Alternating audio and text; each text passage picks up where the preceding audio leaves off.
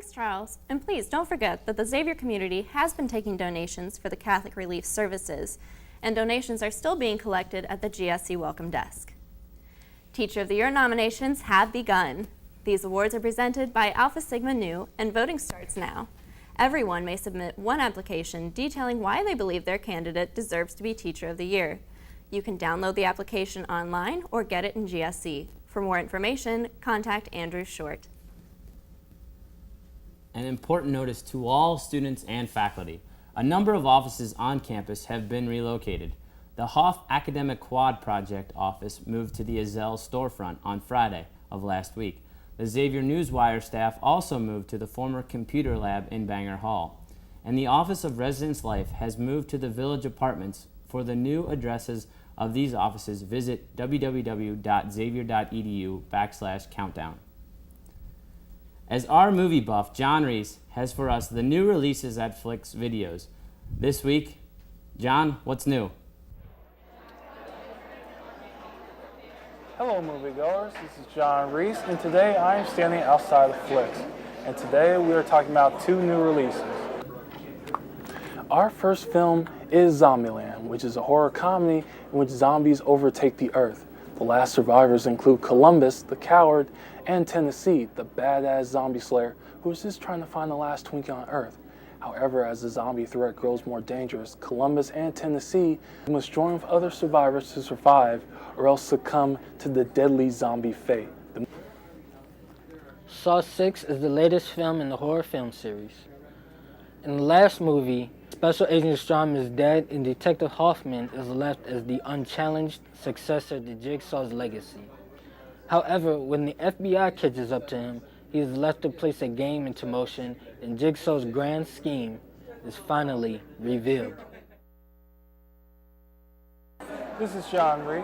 And I'm Ryder Curry, reporting for X18 News. This week, John also has for us his reactions to the Oscar results from last weekend. John?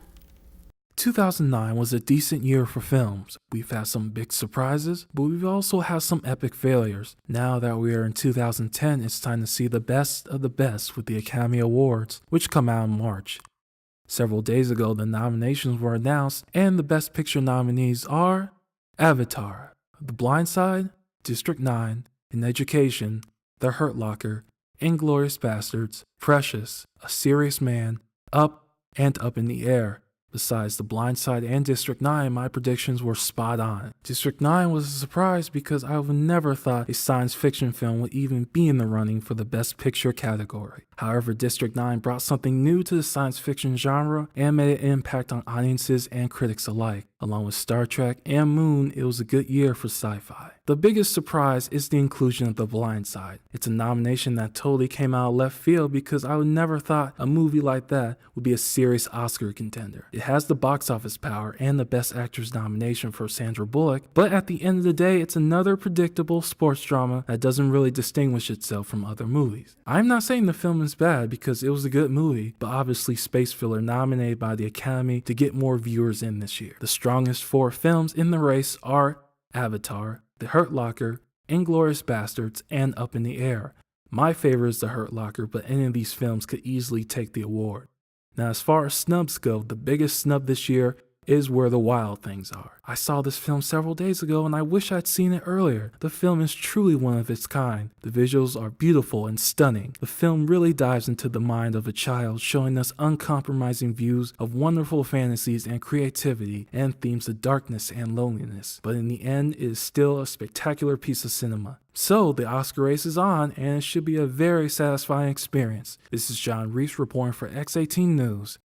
Thanks, John. And if none of those movies interest you, remember, you can head to AMC Theaters in Newport via the First Friday shuttle. The bus schedule can be found on the Student Government Association's website. The Super Bowl is this Sunday, and Xavier students are revving up for the game. Miss Emily Dumont has for us the keys to throwing an inexpensive Super Bowl party. Superbowl Sunday is rapidly approaching, leaving minimal time to do your party planning. So how can you plan a successful party when you're short on time and money? Here are a few suggestions for popular party food when on a tight budget. Pizza is always a big hit, and one can feed a crowd of 8 for only $2.99. No one can turn down some chicken wings, and a picked up from the frozen food aisle will only cost you $6.97. A broad range of drinks can be purchased for only 79 cents to quench the thirst of around 10 people. If chips are your thing, you can buy a variety ranging from potato to tortilla for only $1.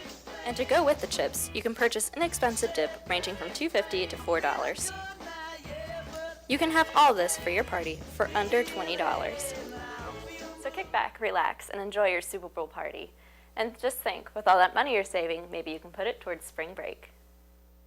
This is Emily Dumont reporting for Xavier News on the Muskie. Thanks, Emily. Anytime, Kyle. Well, Muskie fans, that is news for this week. Up next, we have Charles Dixon with Xavier Sports, so stick around.